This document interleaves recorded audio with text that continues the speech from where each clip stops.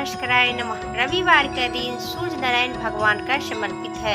आज सुनिए सूर्य नारायण भगवान की संपूर्ण कथा और कथा के अंत में आप सुनेंगे आदित्य हृदय स्रोत हिंदी अनुवाद। जैसे कि सोमवार का दिन भोलेनाथ की समर्पित होते हैं, उसी प्रकार शनिवार का दिन शनिदेव की समर्पित है। रविवार के दिन सूर्य नारायण भगवान की समर्पित है। शास्त्र के अनुसार सूर्य देव भगवान की कुंडली में दोष है तो सूर्य देव की साधना आराधना करने से कुंडली में सभी दोष दूर हो जाते हैं।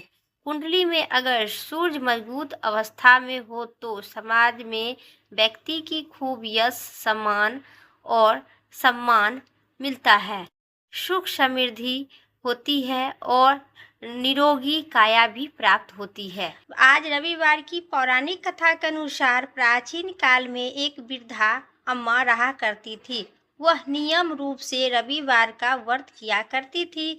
रविवार के दिन सूर्य उदय से पहले उठकर बुढ़िया स्नान से निपुण होकर आंगन को गोबर से लीपकर स्वच्छ करती थी। इसके बाद सूर्य भगवान की पूजा करते हुए रविवार का व्रत कर कथा सुनकर भगवान को भोग लगाकर और स्वयं एक समय ही भोजन किया करती थी। सूर्य भगवान ने के अनुकंपा से बुढ़िया अम्मा की किसी प्रकार की कोई चिंता एवं कष्ट नहीं था।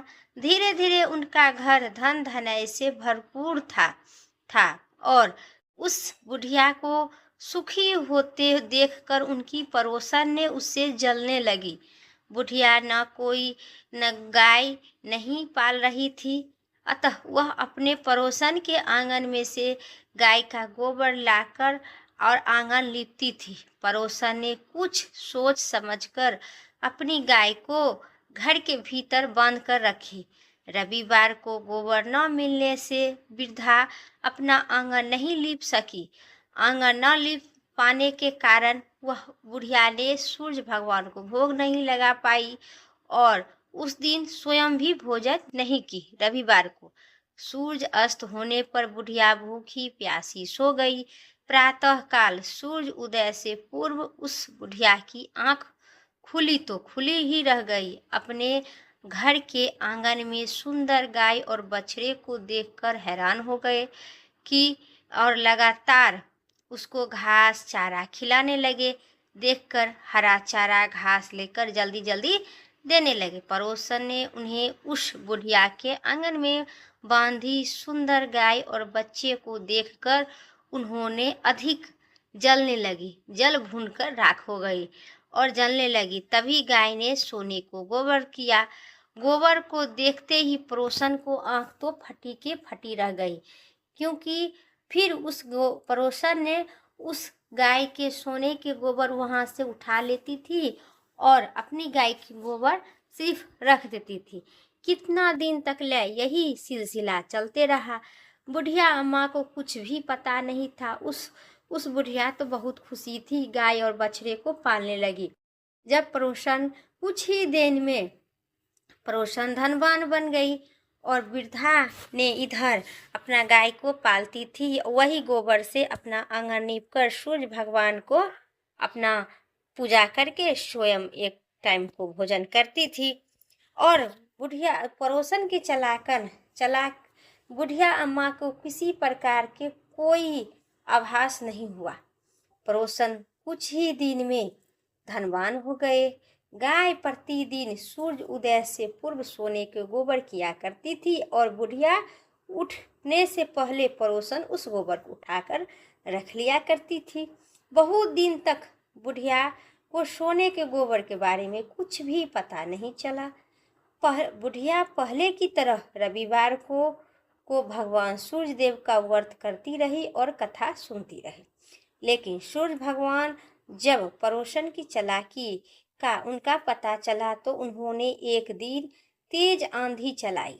आंधी के प्रकोप को देखकर बुढ़िया अम्मा ने अपने गाय और बछड़े को घर के भीतर बांध कर रखी। सुबह उठकर बुढ़िया ने सोने के गोबर को देखा तो बहुत ही आश्चर्यचकित को ठिकाना नहीं रहा। उस दिन के बाद से बुढ़िया गाय को घर के भीतर ही बांध कर रखने लगी। सोने के गोबर से बुढ़िया की कुछ ही दिन में बहुत धनवान हो गई। उस दिन बुढ़िया धनी होने से परोसन जल भून कर राख हो गए, जलने लगे। और अपने पति को सुंदर गाय और बछड़े को देखकर राजा भी पति एक गांव के राजा के यहाँ भेजकर कहा सुंदर और गाय। राजा ने सुना कि उनकी बुढ़िया के आंगन में एक सुंदर गाय और बछड़े, जो गाय सोने के गोबर किया करती है, वह देखकर राजा बहुत खुश हुए। सुबह की ठिकाना नहीं रहा खुश होने का। उस दिन सूरज भगवान ने क्या किए, जब राजा को पता चला, अपना दूध को भेजकर उस बुढ़िया रोते रही, चिल्लाते रही और उनकी आंगन से गाय खोल कर राजा के दूध ले गया। अब उस बुढ़िया ने ही गोबर न मिलने के कारण नहीं बुढ़िया माँ भगवान सूर्य देव को भोग लगा पाई, नहीं गोबर उठा पाई। उस दिन भगवान सूर्य की भूखी प्यासे बुढ़िया प्रार्थना करते रहे। बहुत करुणा आई भगवान सूर्य देव को। उसी रात सूर्य भगवान ने राजा को स्वप्न में कहा, बुढ़िया को गाय और बछड़ा तुरंत लौटा दो, नहीं तो तुम पर विपत्ति की पहाड़ टूट पड़ेगा, तुम्हारा महल नष्ट हो जाएगा। सूर्य भगवान की स्वप्न से बुरी तरह से राजा भयभीत होकर सुबह उठकर अपने नगरवासियों में ऐलान किया कि और दूतों को बुलाकर कहा, उस बुढ़िया को गाय को जो जाके लौटा दो। राजा ने फिर बुढ़िया को बुलाकर आदर सम्मान के साथ राजा बहुत सी धन देकर अपनी गलती के लिए क्षमा भी मांगे। राजा ने फिर पड़ोसन को बुलाकर और उनके पति को बुलाकर उनका दुष्टाचार के लिए दंड भी दिए। फिर राजा ने पूरे राज्य में घोषणा करवाई कि सभी स्त्री एवं पुरुष रविवार का व्रत किया करो। रविवार के व्रत करने से सभी लोगों के घर में धन धनाय भर जाएगा, राज्य तय से चारों ओर खुशहाली छाएगी, स्त्री पुरुष सुख जीवन यापन करने लगेंगे तथा सभी प्रकार के शारीरिक कष्ट पीड़ा दुख दूर होगा, धन धनाय भरपूर होगा, निसंतानी की संतान की प्राप्ति होगी और सभी पति पत्नी स्त्री पुरुष सुख पूर्वक जीवन यापन करने लगेंगे। इसी प्रकार से उस दिन से रविवार की व्रत के लिए सभी माता एवं बहनें रविवार करते हैं और इस कथा को सुनते हैं। प्रेम से कहिए भगवान सूर्य नारायण भगवान की जय। अब सुनिए आदित्य हृदय स्रोत हिंदी अनुवाद। जब श्री रामचंद्र भगवान ने देवताओं के साथ युद्ध देखने के लिए आए तो भगवान अगस्त मुनि बोले, हे राम महामहे राम, सनातन रहस्य को सुनो। वे बस जिस रहस्य से शत्रुओं को जीता जा सके, उस परम कल्याणकारी पुण्यकारी सब शत्रुओं को नाश करने वाले अक्षय फल देने वाले जय पद आदित्य हृदय स्रोत का नित्य पाठ करना चाहिए। यह सभी पापों को नाश करने वाला है और कल्याण कारक है, चिंता शोक को शांत करने वाला तथा उत्तम आयु को बढ़ाने वाला है। अनेक किरणों वाले देव और असुरों को पूजित भुवनेश्वर के स्वामी विवस्त भास्कर के उदय होते समय पूजन करो। ये निश्चित ही समस्त देवताओं की आत्मा है। ये अपनी किरणों से सबकी रक्षा करते हैं। हे तेजस्वी देवताओं, असुर तथा समस्त लोगों की रक्षा अपनी किरण से करते हैं।